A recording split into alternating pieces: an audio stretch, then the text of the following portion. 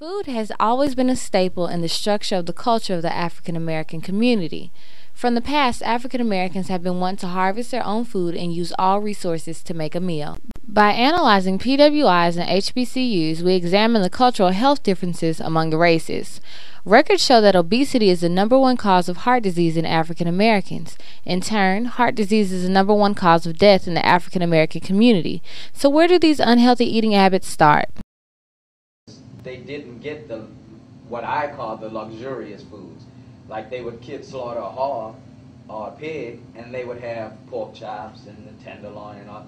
But the slaves got the feet, the lips, the tail, and the parts that were thrown away. Yeah. They would throw that away, and they would take that pig part and mix it. That's right. And stuff. And they would mix that with the collard greens and cook that down with the cattle food and eat that. And that's one of our main dishes. That's the soul food diet. Yeah, it's a soul food diet, or a slave diet if you want to call it that. Grains, vegetables, and fatty meat became a part of the average slave diet.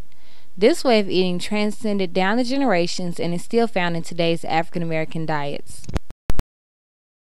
What kind of food do you eat? You say soul food? Was that the food of African people? Slave food.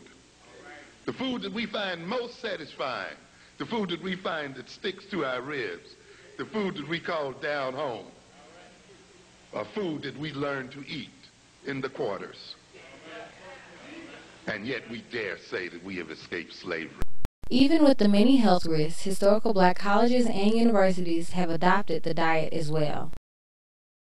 HBCUs, because HBCUs like to stereotypically feed its students basically the fried chicken, the greasy foods, and things of that nature. So I can see this as a mainstream effect over multiple HBCUs with the chicken and those things are good. Don't get me wrong, but I think they'd put more emphasis on it because we're HBCU.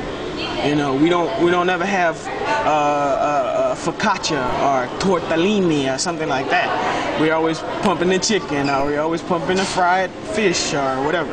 It's good, but I think it's yeah. They feel that the nutritional value of the food served at the black universities should be raised. I really didn't see a lot of changes in the cat food as far as them trying to do nutritious things. On the contrary, students at private white institutions have a different outlook on the nutrition of food served on campus. Students are given a vast array of foods to choose from a vegan section to fresh organic vegetables and meats. The university makes sure to include different and healthier food choices for its student body. By analyzing both PWIs and HBCUs, the reason for the inadequacy in health at HBCUs makes students wonder, what is the cause of the inconsideration of health, and what will be done in the future? I haven't seen any fruits born from any of those.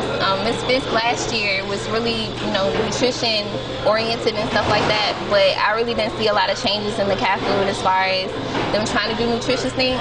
They did a smoothie day, one day, and a lot of people liked the smoothies. A lot of people came for it, but when we talked to the management, there was it's not cost efficient to have fresh smoothies because that's not what our meal plan covers.